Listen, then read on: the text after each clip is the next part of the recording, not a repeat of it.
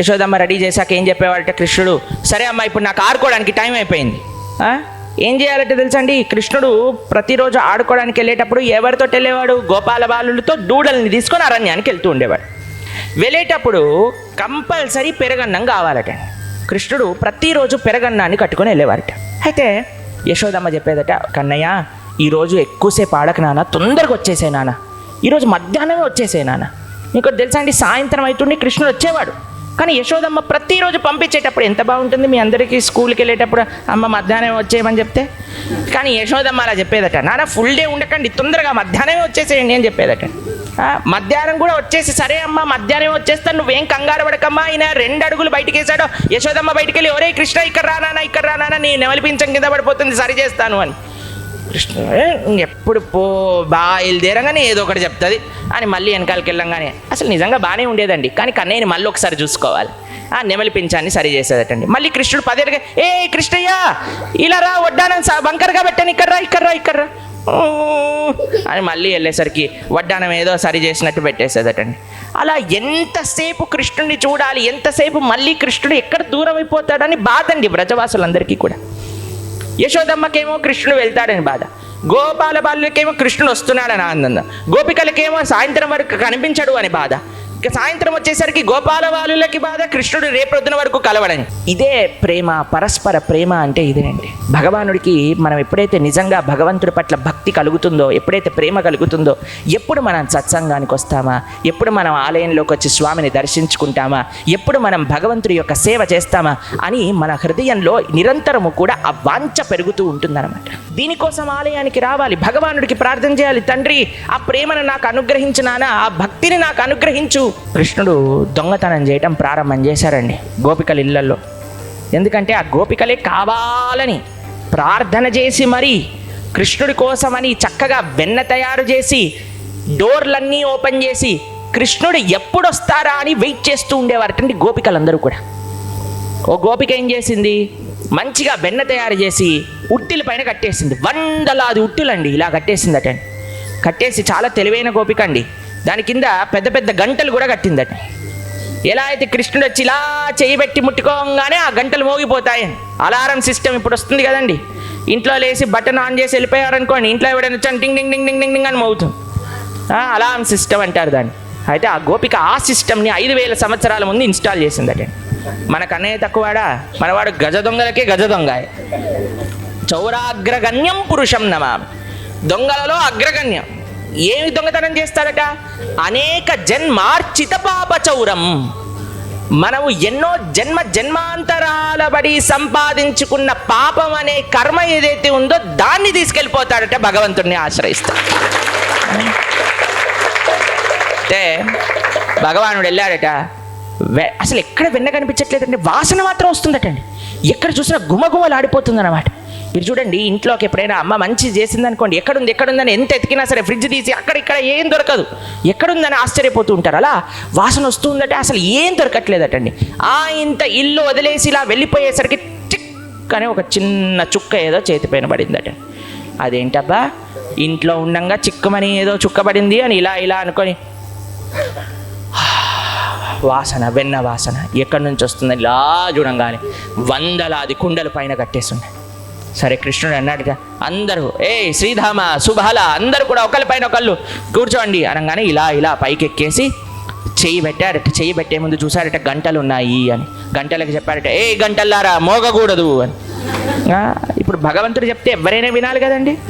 మీకు ఒక విషయం తెలుసా, గంటలు ప్రాణము లేదు అని అనుకునే ఇలాంటి వస్తువులు కూడా భగవానుడు ఏం చెప్తే అది వింటాడట.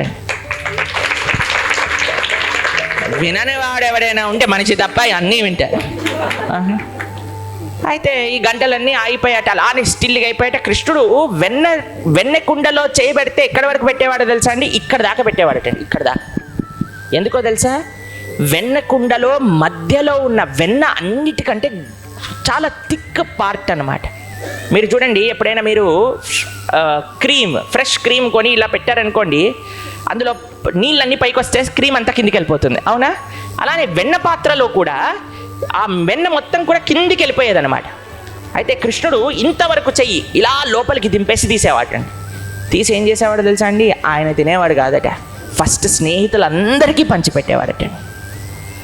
మనం ఉంటే ఏం చేసేవాళ్ళం అండి? ఫస్ట్ ఓ డబ్బా తెచ్చుకొని ఇలా డబ్బాలో పెట్టేసుకొని ఇలా మూసేసుకొని దాని తర్వాత రండి ప్రసాదాలు ఇస్తాము. అందుకే మా ఆలయంలో ఒక నియమం ఉన్నది, వడ్డించేవాడు ఫస్ట్ ప్రసాదం తీసుకోవాలి, అప్పుడే హ్యాపీగా వడ్డించగలుగుతాడు.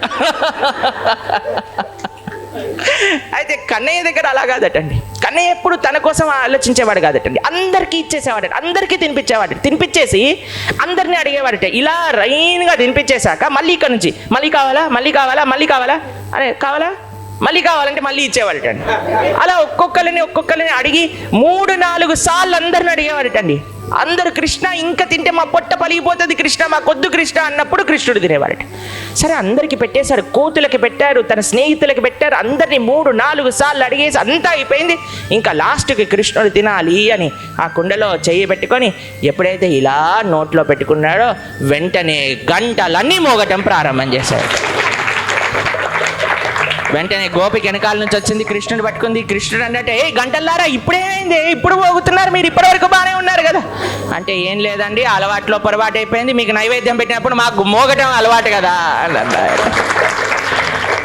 మనం ఒక్కగా వినిపిస్తూ ఉంటుంది ఆ ఘంటానాదం. అలా స్వామికి నివేదన చేసినప్పుడల్లా, అయ్యో స్వామి ఎప్పటి నుంచో అలవాటు అయ్యా మాకు మోగటము, నువ్వు నైవేద్యం తింటుంటే ఇప్పుడు తీసుకొరిస్తుంటే మమ్మల్ని ఆపేసావు, నువ్వు అలా పొరపాటు అయిపోయింది అని గోపిక వచ్చేసి పట్టేసుకుందట.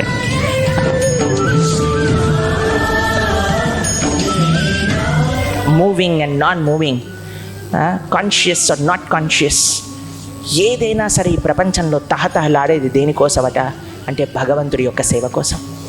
మన యొక్క స్వరూపం ఒక చేప లాంటిదండి. చేపని నీళ్ళ నుంచి తీసిన మరుక్షణం అది కొట్టుకుంటూ ఉంటుందండి.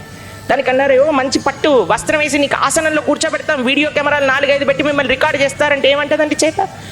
కొద్దిగా ఫేమస్ చేయండి నన్ను, మేము ఇక్కడ కూర్చుంటాం అంటదా? వద్దయ్య నీళ్ళల్లో పడేయండి అంటదా? అవునా కాదా చెప్పండి? లేదయ్యా మీకు మంచి కారులో మిమ్మల్ని మొత్తం భాగ్యనగరం తిప్పుతాము అని అంటే ఏమంటుందండి? పర్వాలేదు అంటుందా? లేదు, నన్ను నీళ్ళల్లో పడేయండి. అలా జీవుడి యొక్క మనందరి యొక్క స్వరూపం ఏంటి అంటే నిరంతర కృష్ణ ప్రేమ, భగవంతుడి యొక్క సేవనే మన స్వరూపం. ఏ జీవుడినైతే మనం ఆ సేవ నుంచి, ఆ శరణాగతి తత్వం నుంచి బయటికి తీసుకొచ్చి ఏ భౌతికమైన ఆనందాన్ని ఇచ్చినా సరే ఆ జీవుడు అలా బాధపడుతూ ఉంటాడు. శ్రీకృష్ణ జన్మాష్టమి ఆ రోజు రాత్రి పూట అంధకారంలో ఒక జైల్లో మొత్తం సంకెళ్ళు వేసుకున్న దేవకి వసుదేవుల యొక్క ఆ సంకెళ్ళన్నీ తెంపి భగవానుడు సూర్యుడిగా అవతరించాడు. అలానే మనం ఒకటే ప్రార్థన చేయాలి భగవానుడికి, స్వామి మా అజ్ఞానం అనే సంకెళ్ళను తెంపేసేయి, అవిద్య అనే ఆ అంధకారాన్ని దూరం చేసేయి, మాకు కూడా నీ యొక్క పవిత్రమైన జ్ఞానాన్ని మాకు అనుగ్రహించు, ఆచార్యుల యొక్క గురువుల యొక్క కృపచేత తరింపజేసే మార్గము సులభం చెయ్యి అని ఆ రంగనాథుడి యొక్క శ్రీచరణాలకు ప్రార్థన చేస్తూ పూర్తి చేసుకుందాం.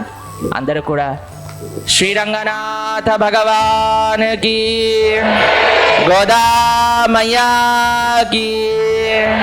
జగద్గురు రామానుజాచార్య స్వామీజీ మహారాజ్ కి, చిన్నజీయర్ స్వామీజీ మహారాజ్ కి, జగద్గురు శ్రీల ప్రభుపాద్ కి, అనంత కోటి వైష్ణవ భక్త బృంద కి. హరే కృష్ణ.